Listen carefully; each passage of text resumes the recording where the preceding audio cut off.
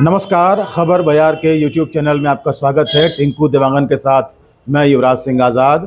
आपसे आग्रह है इस वीडियो को अंत तक देखिएगा, क्योंकि इस वक्त हम हैं श्रीकांत सोमवार जी के पास, जो कि भारतीय जनता पार्टी में अनुसूचित जनजाति मोर्चा के राष्ट्रीय कार्यकारिणी के सदस्य हैं और उनसे बातचीत करते हैं। बातचीत का जो विषय है वो ये है कि अभी तकरीबन 10 दिन पहले एक रायगढ़ जिला भाजपा अध्यक्ष की ताजपोशी हुई है और अरुणधर दीवान जी की, और इसके साथ साथ अब प्रदेश में भी जो है किरण देव सिंह जी जो हैं उनका कार्यकाल रिपीट हो रहा है। तो क्या कुछ आगे निकल कर आ रहा है, इसके साथ साथ बातचीत इस विषय को लेकर भी करेंगे कि जो कांग्रेस कह रही है कि अगर भारतीय जनता पार्टी अभी चुनाव करा ले तो कांग्रेस जो है जीत जाएगी और भाजपा हारेगी। अगर अभी चुनाव हो गए तो पंचायत चुनाव हो चाहे निकाय चुनाव हो, तो बीजेपी जो है चुनाव से बच रही है, सरकार जो है चुनाव से बच रही है। तो बातचीत शुरू करते हैं। सबसे पहले आपसे ये जानना चाहेंगे, अभी 10 दिन पहले जो ताजपोशी हुई है रायगढ़ जिले में अरुणधर दीवान जी की, और अब किरण देव सिंह जी का जो है कार्यकाल रिपीट हो रहा है, तो दोनों को किस नज़रिए से देखते हैं आप? सबसे पहले अरुणधर दीवान जी की ताजपोशी को लेकर आपकी प्रतिक्रिया। अरुणधर दीवान जी की जो भारतीय जनता पार्टी ने रायगढ़ जिले का अध्यक्ष बनाया है, अरुणधर दीवान जी भारतीय जनता पार्टी की विद्यार्थी परिषद से कार्य करते हुए आए हुए हैं। पिछली बार उन्होंने भारतीय जनता पार्टी के जिले के महामंत्री भी रहे और इसके पूर्व वो भारतीय जनता पार्टी के जिला का उपाध्यक्ष भी रहे हैं। एक युवा चेहरा है, युवा चेहरे को ही भारतीय जनता पार्टी आगे ला रही है और भारतीय जनता पार्टी के जो अभी नवनिर्वाचित जिला अध्यक्ष बने हैं उनसे पूरे जिले को बड़ी आशा है कि वो युवा है और अच्छा काम करेंगे। और अभी तक उनका जो पूर्व का कार्यकाल रहा है वह बहुत अच्छा रहा है। वो सबको साथ लेके चलने वाले व्यक्ति हैं।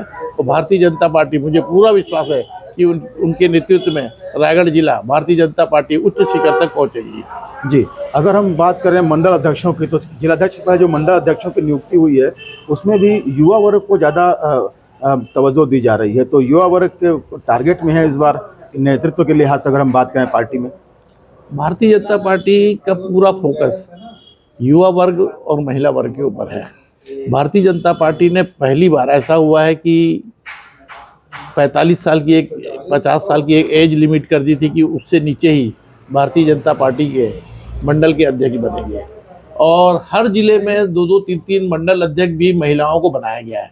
उसी तरह भारतीय जनता पार्टी ने पूरे प्रदेश में महिलाओं को भी तवज्जो दी है और युवाओं को भी तवज्जो दी है। और पहली बार भारतीय जनता पार्टी ने पूरे प्रदेश में ऐसा हुआ है कि भारतीय जनता पार्टी ने महिलाओं को भी प्रदेश जिले के अध्यक्ष बनाए हैं और युवा वर्ग को भी जिले के अध्यक्ष बनाने में ज़्यादा उन्होंने अपनी फोकस किया है।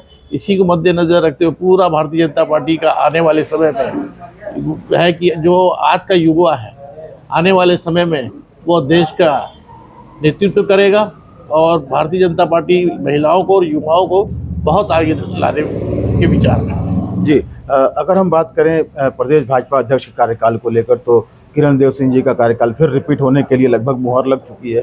किस नज़रिए से देखते हैं आप इसको? किरण देव सिंह जी भारतीय जनता पार्टी के बड़े कर्मठ कार्यकर्ता रहे हैं। इसके पूर्व अभी वर्तमान में वो प्रदेश अध्यक्ष हैं। इसके पूर्व प्रदेश के उपाध्यक्ष, प्रदेश के महामंत्री, महापौर, संभागीय प्रभारी और वर्तमान में वो जगदलपुर से भारतीय जनता पार्टी के विधायक भी है। और उनका ये जो पिछला 10 महीने का कार्यकाल भारतीय जनता पार्टी का बीता है वह बहुत ही अच्छा बीता है। उनके नेतृत्व में भारतीय जनता पार्टी ने लोकसभा के चुनाव लड़े और 11 में से 10 सीटों में लोकसभा में भारतीय जनता पार्टी विजय होकर आई है। और पूरी आशा की जा रही है कि भारतीय जनता पार्टी पुनः किरण देव जी को पुनः भारतीय जनता पार्टी का प्रदेश का अध्यक्ष बनाएगी और उनके नेतृत्व में भारतीय जनता पार्टी अपने स्वर्णिम युग की ओर बढ़ेगी। और आशा करते हैं कि आने वाला चुनाव जो भारतीय जनता पार्टी के लिए चुनौती है, जो कार्यकर्ताओं का चुनाव होता है, नगर निगम, नगर पालिका, नगर पंचायत और नगर पंचायत के चुनाव, उसमें भारतीय जनता पार्टी किरण देव जी और विष्णुदेव साय जी के नेतृत्व में लड़ेगी। और मोदी जी की गारंटी और विष्णुदेव साय जी की सुशासन, जो साय जी के 12 महीने के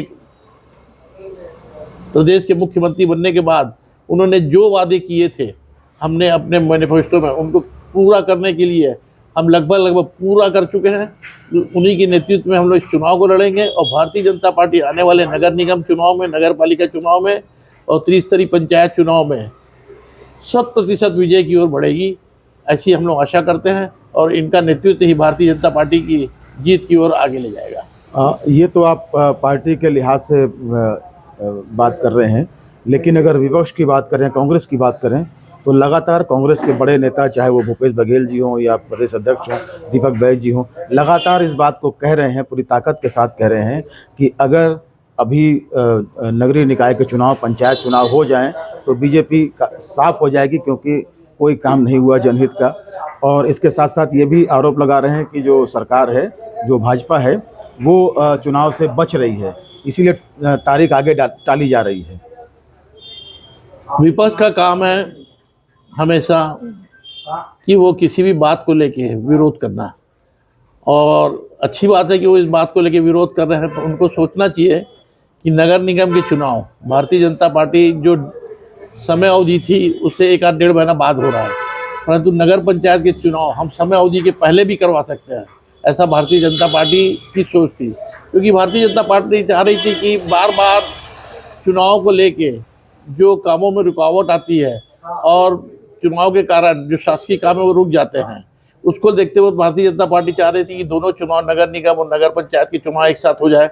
उसके लिए भारतीय जनता पार्टी कोशिश में थी, परंतु वो संभव नहीं हो पा रहा है। परंतु लगभग 10-12 दिन के अंतर में दोनों चुनाव हो जाएंगे और भारतीय जनता पार्टी जल्द ही नगर निगम, नगर पालिका और त्रिस्तरीय पंचायत चुनाव को करवाने वाली है। और समय दूर नहीं है, दूध का दूध और पानी का पानी हो जाएगा। भले कांग्रेस के नेता इस बारे में कुछ भी कहें, पर भारतीय जनता पार्टी को आने वाले चुनाव में 100% रिजल्ट अपने पक्ष में मिलने वाला है, क्योंकि मोदी जी की गारंटी और विष्णुदेव साय जी का सुशासन इस रिजल्ट को सामने लाएगा। जी, 10-12 दिन के अंदर ऐसा माना जा रहा है कि आचार संहिता लग जाएगी और फिर आगे चुनावी प्रक्रिया शुरू हो जाएगी। आप विष्णुदेव साय जी की बात कर रहे हैं, मुख्यमंत्री जी की, और आप अनुसूचित जनजाति मोर्चा के पार्टी में राष्ट्रीय कार्यकारिणी के मेंबर हैं। कांग्रेस इस बात का भी आरोप लगाती है कि आदिवासियों के हितों का संरक्षण नहीं हो पा रहा है। एक आदिवासी मुख्यमंत्री बैठा है, उसके बावजूद तो चाहे जल जंगल ज़मीन की बात हो, लगातार उसमें जो है उद्योगपतियों की नज़र गड़ी हुई है और उनके हितों के साथ खिलवाड़ हो रहा है। लेकिन ऐसी कोई नीति नहीं दिखाई दे रही है अब तक धरातल पर जो आदिवासी के हितों की बात कर सके। मैंने पहले भी कहा कि विपक्ष का कहना है, विपक्ष का काम कहना होता है और बोलना होता है। उनको ये नहीं मालूम कि भारतीय जनता पार्टी अनुसूचित जनजाति वर्ग और एससी वर्ग और ओबीसी वर्ग और गरीब वर्ग के लिए क्या काम नहीं कर रही है। चाहे उन्होंने कोई भी योजना लाई हो, वो सब योजना गरीब लोगों से, आदिवासी, अनुसूचित जनजाति लोगों के से जुड़ी हुई है। एक केंद्र की ट्राइफेड करके एक संस्था है जिसमें ट्राइबल वेलफेयर के नाम का लंबा बजट आता है। उस बजट का उपयोग भूपेश सरकार ने पिछले 5 साल के कार्यकाल में बिल्कुल भी नहीं किया था।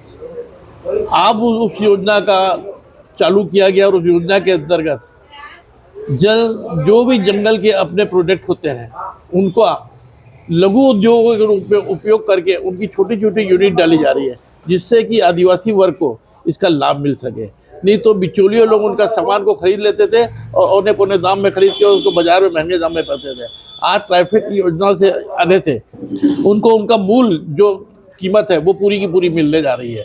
ऐसी ये बात बोलते हैं कि आदिवासी वर्ग के लिए इनको सोचना चाहिए कि अनुसूचित जनजाति वर्ग का केंद्र में मंत्रालय सर्वप्रथम हमारी अटल जी की सरकार के समय बना। अनुसूचित जनजाति आयोग का केंद्र में निर्माण भी मोदी जी की सरकार के समय हुआ। मोदी जी की सरकार और अटल जी की सरकार के समय में ही अनुसूचित जनजाति वर्ग के लिए जितना किया गया है उतना कभी भी केंद्र ने नहीं किया। केंद्र केवल इनको अपना वोट समझती रही और आज तक इनकी किसी भी योजना के लिए, किसी भी काम के लिए उन्होंने कुछ नहीं किया। हमारे वर्तमान में जो रायगढ़ विधानसभा के विधायक हैं ओपी चौधरी जी, जब वो दंतेवाड़ा में कलेक्टर थे तो उन्होंने एक आदिवासी जगह में एजुकेशन को लेके इतना बड़ा हब तैयार कर दिया है कि आज बस्तर के लोग उस दंतेवाड़ा एजुकेशन हब पे अपनी एजुकेशन लेके आईएएस और आईपीएस तक सेलेक्ट हो रहे हैं। ये क्या किसकी देन है? ये भारतीय जनता पार्टी में काम करने वाले लोगों की देन है। आज बस्तर के क्षेत्र में बड़े बड़े अपना कॉलेज, लाइब्रेरी खोली जा रही है, केवल इसीलिए खोली जा रही है कि वहाँ के हमारे आदिवासी बच्चे पढ़ लिख के आगे बढ़े। और एक बात, भारतीय जनता पार्टी ने कि हमारे देश के गृह मंत्री ने बोला है कि आने वाले समय में हम पूरे बस्तर को नक्सली मुक्त कर देंगे, तो मुक्त करके दिखाएंगे। ये किसके फायदे के लिए? हम आदिवासी भाइयों के फायदे के लिए ये बोलेगा। जी चलिए, ये तो आपने एक तरह से जवाब दे दिया है। इस जवाब के माध्यम से विपक्ष को ही जवाब दे दिया है। अब चलते चलते ये बता दीजिए कि स्थानीय चुनाव में जो है, ख़ासतौर पर नगर निगम की अगर बात करें, रायगढ़ जो है विधानसभा मुख्यालय, लोकसभा मुख्यालय, यहाँ रायगढ़ नगर निगम में टिकट के वितरण को लेकर क्या कुछ पार्टी सोच रही है? और जैसा कि आपने पहले कहा कि युवाओं को प्राथमिकता दी जाएगी, तो क्या कुछ चल रहा है पार्टी के अंदर खाने में? भारतीय जनता पार्टी युवा और महिलाओं का, मैंने भी कहा, इससे पहले भी कहा है कि बड़ा ध्यान करके चल रही है। आने वाले नगर निगम चुनाव में रायगढ़ नगर निगम में कई युवा और महिला चेहरे सामने आएंगे जिनको भारतीय जनता पार्टी चुनाव में लड़वाएगी। और जहाँ तक महापौर का सवाल है, भी भारतीय जनता पार्टी बड़ी सोच समझ के बड़े अच्छे चेहरे को भारतीय जनता पार्टी टिकट देगी, क्योंकि हमारे इस क्षेत्र के जो विधायक हैं उनकी भी सोच बड़ी अच्छी है। उसी आधार पे भारतीय जनता पार्टी टिकटों का वितरण करेगी। और आने वाले समय में जिस दिन में टिकटों का वितरण हो जाएगा, तो आपको स्वयं लगेगा कि भारतीय जनता पार्टी ने इस समय युवाओं को और महिलाओं को बहुत तवज्जो दिया है, और उसी आधार पे हम जीतेंगे भी। और भारतीय जनता पार्टी बहुमत से, पार्षद भी में बहुमत में रहेगी। और नगर निगम के चुनाव को, महापौर को चुनाव को, मेरा तो ऐसा विचार है कि आज तक के सबसे लंबी लीड से हम इस चुनाव को जीतने जा रहे हैं। चलिए, बहुत बहुत धन्यवाद बातचीत करने के लिए श्रीकांत सोमवार जी। तो ये थे श्रीकांत सोमवार जी, जो बता रहे थे कि किस तरीके से पार्टी में सारी चीज़ें चल रही हैं, कैसे चुनाव का एक सिनेरियो बन रहा है। बहरहाल इस वीडियो में बस इतना ही। खबर बयार के यूट्यूब चैनल को अधिक से अधिक सब्सक्राइब करें, हमारे कंटेंट लाइक करें, शेयर करें और प्लीज़ कमेंट करके ये बताएं कि हमारा ये वीडियो आपको कैसा लगा। नमस्कार।